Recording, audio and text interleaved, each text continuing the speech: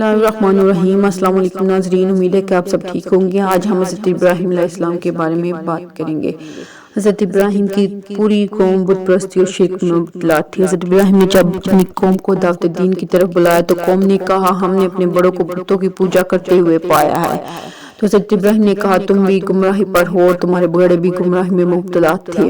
تمام قوم اپنے عقیدے کے خلاف ابراہیم کی باتیں سن کر اضطراب اور بے چینی پیدا ہو گئی۔ سیدنا ابراہیم نے اپنے باپ آزر اور قوم کو بت پرستی سے روکنے کے لیے جب اپنی تمام قوت صرف کر دی تو ابراہیم نے ایک خفیہ تدبیر سوچی۔ قوم کا ایک مذہبی میلہ ہونے والا تھا۔ جب لوگ اس میں شرکت کے لیے جانے لگے تو ابراہیم سے کہا آپ بھی ہمارے ساتھ چلے۔ ابراہیم نے صاف انکار کر دیا۔ پھر اصرار بڑھنے لگا تو آپ نے مجبوراً ان کو خاموش کرنے کے لیے جواب دیا کہ میں بیمار ہوں، اور بعد میں موقع ملتے ہی آپ بت خانے میں جا گھسے اور پھر تمام چھوٹے بتوں کو ٹکڑے ٹکڑے کر دیا سوائے ایک بڑے بت کے۔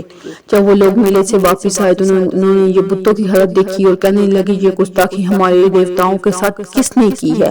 بعض لوگوں نے کہا ہم نے ایک نوجوان کو دیکھا جس کو ابراہیم کہتے ہیں۔ حضرت ابراہیم کو بلایا اور کہا اے ابراہیم کیا تو نے ہمارے معبودوں کے ساتھ توڑ پھوڑ کی حرکت کی ہے؟ حضرت ابراہیم نے جواب دیا میں نے نہیں کی، یہ بڑے بت نے یہ حرکت کی ہے، تم اسے خود دریافت کر لو۔ بتوں کی بے بسی پر پوری قوم ندامت اور شرمساری کے عالم میں نگاہ نیچی کر کے کہنے لگی اے ابراہیم کیا تو یہ بات جانتا نہیں کہ یہ بت بولا نہیں کرتے؟ تو پھر حضرت ابراہیم نے کہا تم خدا کو چھوڑ کر ایسوں کی پرستش کیوں کرتے ہو جو نہ تمہیں کچھ نفع دیتے نہ نقصان؟